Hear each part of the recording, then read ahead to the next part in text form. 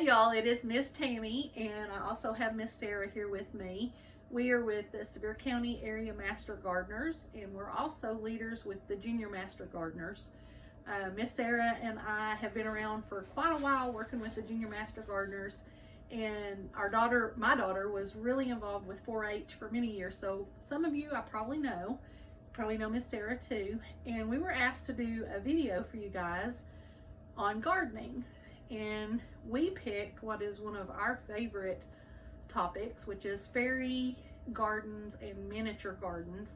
And we're going to talk a little bit about that, what it is, the plants to use, and then sort of how to do one real quick, and sort of get you all started in hopes that you will make your own fairy garden. And a way you can use those at the end, we'll talk about it a little bit. But I also work for the Sevier County Fair, and we're going to sort of plug that in too, because you can enter these in the fair each year.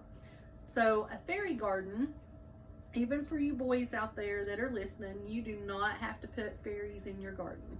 You can put trucks and dinosaurs and soldiers, whatever you would like to put, but it is just a small garden, and it can be in a variety of containers, and you're going to see that here, that we've got different things that you can use. And the plants, the best plants that you can use are the small plants, things that grow small. And really your better selections are going to be succulents. And really about anywhere you go now, you can even walk into Kroger's and they have shelves with succulents on it. Lowe's, Home Depot, Walmart, any nursery. There's a place out at the flea market at the 407. Stanley's Greenhouse in South Knoxville has a great selection, and there's a place in Maryville too, but I can't remember the name of it, that has a great selection of succulents. Miss Sarah, so what are some of your favorite plants to use? Well, all the succulents, the small ones, but I would say you need to decide if this is something you're going to leave outside. Do you plan on leaving it outside all year long? And the reason for that, these succulents, some of the succulents will live outside. They'll make it all winter long. They're winter hardy, and the others will freeze. So you make your decision. Is this a plant that I'm going to leave outside all the time, or is it something I need to bring in the house in the winter time when you make your selection on your plants? Yeah, and some of the times on the plant, it will actually tell you. It may have a little marker that's stuck in there, and it's going to tell you if it is winter hardy. If it is, it can go outdoors. If it is not, you're going to want to keep it inside. But if it doesn't, you can probably ask, well, I'm not so sure that Kroger's, or well, maybe Walmart in the garden section, they might know. Lowe's might be able to help you, but especially at nurseries, they can help you find those plants that would be just for indoor or just for outdoor. Pretty much anything you could do outdoors, you could do indoors, but things that are just for indoors, you're not going to want to put outdoors. For instance, this aloe is a great plant, and it's really easy to take care of, but if you set this out in hot sunshine, it is not going to last. It's going to cook it really quick. But these are just some plants that we have, and we'll sort of talk about those in just a second. But containers, you can see this is a little wagon that I've had for years, and it's had all different kinds of things in it. So it's has just a variety of plants and stuff in there. It needs to be redone. It has been around for a while, and I need to redo this one. Just a little, there's a little brass pot that I had. Here is a basket, cute little basket. This one's been around for a long time too. And you can use just flower pots, whatever you have. We're going to work with this one here in just a minute, but this one has an opening on the front, and I've had stuff in there before, but cleaned it out, and we're going to redo that. And then here's another little brass pot and stuff. Drainage, if you're used to working with indoor plants and putting them in containers and stuff, drainage can be an issue, and you want to have a plate or something underneath for the drainage hose when you water.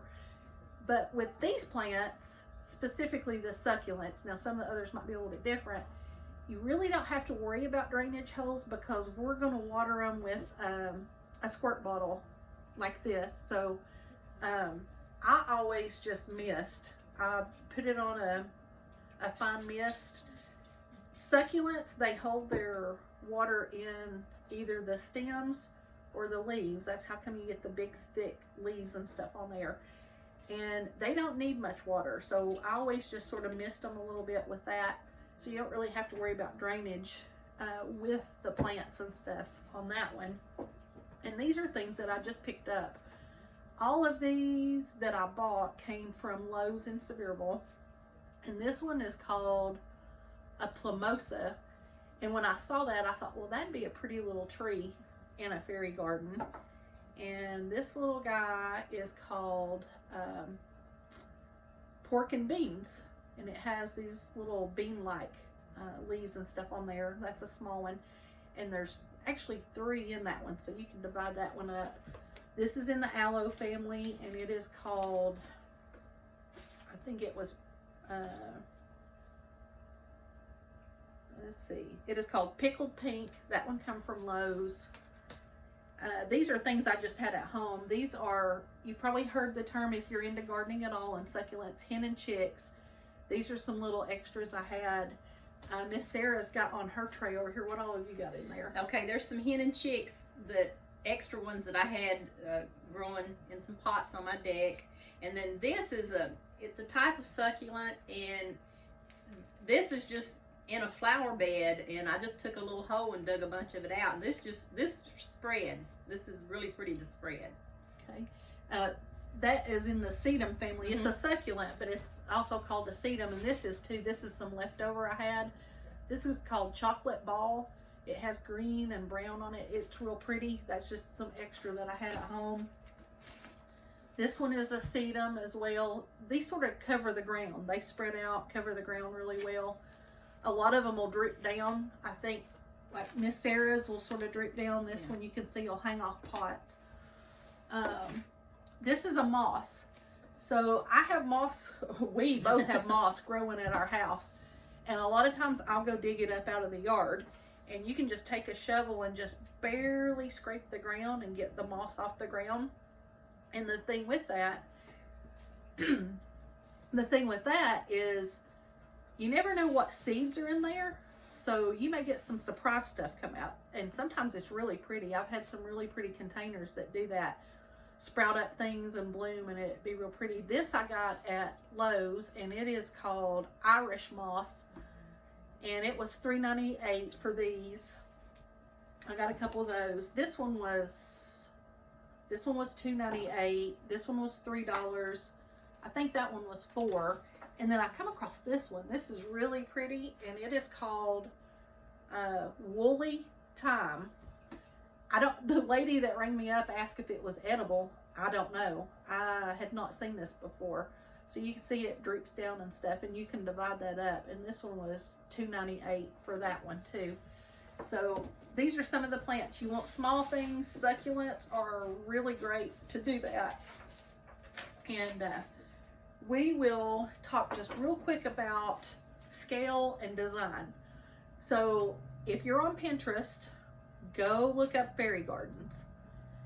You can spend hours and hours and hours looking on Pinterest at fairy gardens.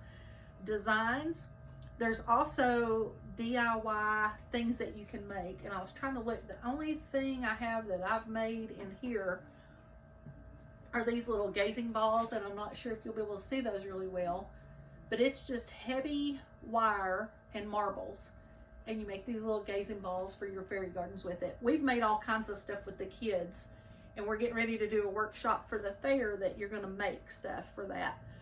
But there's all kinds of DIY things to do to make your own things, and then you can spend a lot of money or you can spend a little money. Stanley's Greenhouse has a great fairy garden selection. It's expensive. Big Lots has a good selection of fairy garden stuff. And the Dollar Tree has all kinds of things too. So, yeah, these little things come from the Dollar Tree. So you can spend $1. You can make your own. You can put your Hot Wheel cars in it, whatever you would like to do. And we're going to show you just real quick how to do it. Keep in mind scale. So if you have a ferry that is this big and a house, let's see, pull that little house out of there real quick. So you've got a ferry this big. Think about realistically, is she going to live in a house that big? Probably not. She's not going to fit. So you want to think about scale, and the same with your plants. Miss Sarah, you want to talk about the scale of your plants?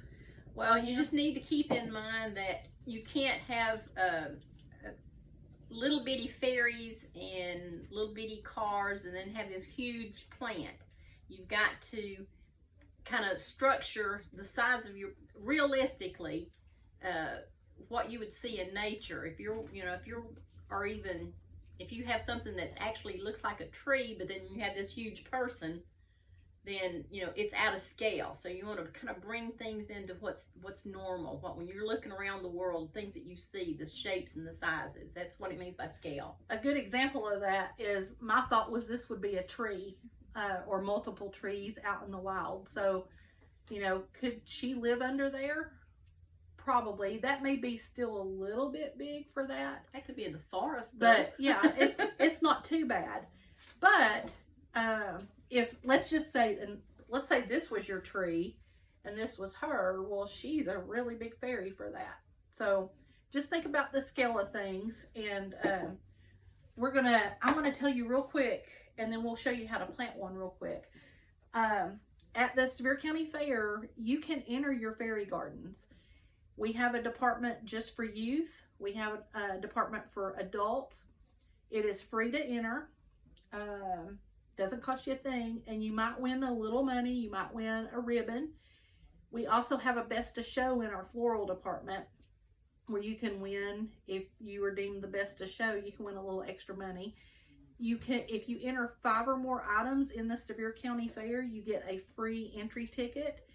And you can enter up to 75 items. And we have, of course, arts and crafts and all that. There is a 4-H department, and there is a master exhibitor winner there every year that you can win an extra $25 for 4-H. You get points, and you can go to our page, SevierCountyFair.org, and you can look under catalog, and you can find all that information there. So just be aware of that, because there's a way that you can really display these and maybe win something with it. So we'll show you real quick. Let's do this one right here. This one has a little hole in the bottom right here. So I'm going to have this one mostly indoors. So I'm just going to take a piece of plastic, and I'm taking the soil. You can spend whatever you want on soil. I just get normal potting soil, whatever's on sale. This actually came from Dollar Tree. I thought I would try it out, and I've used it several times, and I've had no problem with it, and it's from Dollar Tree. So we're going to put a little bit of soil in there, and we'll plant just a couple of things in there so you can see. And I thought this little house, I got this at a yard sale. Yard sales are great places for things for your fairy gardens. I thought this little house would be nice inside there, and we may put us a little, moss in there, and we'll see what else we can get in there. There's not a lot of space in it. See if I need more or not. Okay, so this one's at an angle, so we're going to think about how the house is going to sit in there. So there's not going to be a lot of room in there for stuff. So we may just use some little hens and chicks like this, and Miss Sarah's got some over there. We may use 1 or 2 little hens and chicks in this one, and maybe some moss, because some moss might be pretty up there. What size hen and chicks you got over there? I've got this one, and then I've got some of these little round things. This one might be sort of cute. So you can see the root on that there. This is the part that you want up top. That root we want all under the ground there. And we may just sort of stick him over here. We're going to put a hole and put him in there and cover him up real good. So you want to make sure that root is nice and covered. That gives us a nice little tree in there, I think. Or a bush anyway. Yeah, a little bush. And let's see. Let's look at the moss here. So this moss, a lot of these things you can just sort of pull apart. This one's got a lot of root. You can see the root growing out in the bottom. I think it's been in the pot for a while. We're just going to squish it and try to pull him out. There we go. The roots. Oh, look at that. Yeah. And it's root bound. Yeah. So I'm just going to take a piece. This is real forgiving. So you can just take a piece, whatever size you think you need. And I'm just going to tear off a little bit of it. You don't even have to go to the bottom because this is real. You can see the roots and stuff right here. So you can sort of come in and we can stick it down in here and we'll give the house a nice little yard. Right there. You don't want the grass bigger than the house though, so we just sort of keep pushing it down in there and it'll grow and stay nice and healthy. The moss too, just spritz. You don't even really need to water it. You just spritz it a little bit. I'm going to give the little hen and chick there just a little extra water since we just planted him. And then you can see the little house right there. So there's a nice little fairy garden. Let's see if you can see that up close there. You can see in there. Didn't take very long to do. Oh yeah. Yeah, cute. Now, my fairy is too big to put in there. So I really don't want to put my fairy in there because a little mushroom there. She's big. Oh yeah, we'll pull out of here. This I got at the Dollar Tree several years ago, and we can always stick a little mushroom over here, and I guess we could have like a giant gazing ball in there with it. Could be an outdoor light. Yeah. So we'll stick it over there so you can sort of see. And I keep a box. I just recently got everything organized, but I was going to show you just real quick and we'll say goodbye. Guys, when I'm at yard sales, I buy toy soldiers. I buy animals, horses, frogs, sheep, goats, whatever you can find. I buy all these little things and put up for the kids. Pigs, cows, all that. You can do themes. You can do a beach theme, a farm theme. What's some other? Oh goodness. Camping. I have this little camping set I've used before. Houses you can come across. Playgrounds with seesaws. Yeah, these come from the Dollar Tree. They have these right now. I just bought that a few weeks ago at a different Dollar Tree, but I think Sevierville had some. I think you said up here. They've got some stuff. So yeah, you don't have to spend a lot of money. You can buy containers, use something around the house, have fun with it. You got anything else you want to add about fairy gardens? Just enjoy, and they don't have to be in pots. If you get winter hardy items and you've got a little place in your yard, like maybe an old stump that you've cut down a tree or something like that, you can do a whole little fairy village around that stump, which is really cute. But remember that on that one though, that your plants have got to be winter hardy. Dollar Tree also usually has little gravels. They have sand that you can buy. Most of your hobby stores like Hobby Lobby and Old Time Pottery have these pretty stones, different color stones that you can use. And I'm always just looking at yard sales just for different stuff. Like I found wagon wheels and a fake tree and hay bales. Oops, nice little hay bale and stuff. So, but you can see that would be too big for the little fairy I have. But yeah, just sort of watch and have fun and explore. And we hope that you will bring your fairy gardens to the Sevier County Fair. The fair this year for 2021 is August the 31st through September 6th. Again, it's free to enter, and you do bring things in before the fair starts. So you can go to our website. All of that's being updated now and find out when you can bring those in. We would love to see this section back here with the kids' fairy gardens just covered up with all you 4-H kids. So if you have any questions about fairy gardens, you can send me an email at Tammy, TAMMIE, SCF@gmail.com. And me and Miss Sarah can try to help you out, figure out anything that you may have questions about. Anything else? Well, that's it. All right, well, good luck, guys, and we hope to see your fairy garden soon.